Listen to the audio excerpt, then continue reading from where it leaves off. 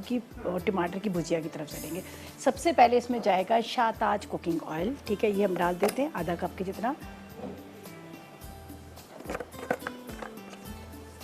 इसके अंदर जाएंगे यहाँ पर मसाले और टमाटर, ठीक है, गरम हो रहा है। तकरीबन मुझे चाहिए इसके अंदर 4 अदद टमाटर और 4 अदद ही आलू चाहिए।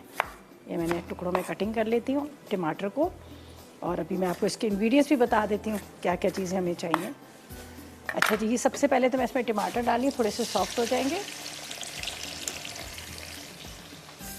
इसके बाद यहाँ पर जाएंगे मेरे पास मसाले, ठीक है। मसालों में क्या क्या चीज़ें, पिसा गरम मसाला, इसके बाद लाल मिर्च पाउडर, हरी मिर्ची और हरा धनिया भी डालेंगे।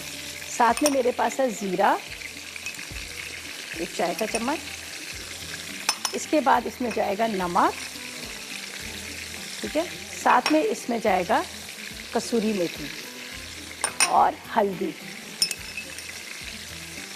अच्छा, आलू जो है हमारे पास बॉयल किए हुए हैं, बस ज़्यादा देर इसको पकाने की ज़रूरत नहीं है।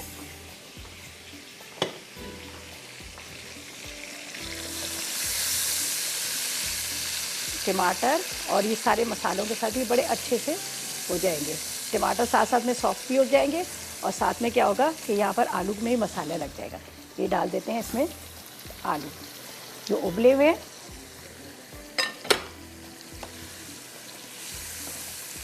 ठीक है, चले जी इसके, ठीक है जी।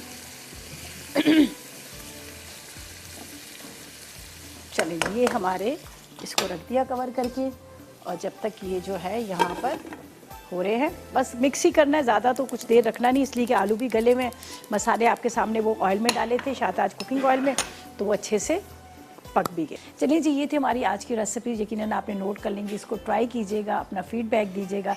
कल मुलाकात होगी नई रेसिपीज़ के साथ, तब तक मुझे और मेरी टीम को इजाज़त दीजिएगा और दुआ में याद रखिएगा। अल्लाह हाफिज़ जी।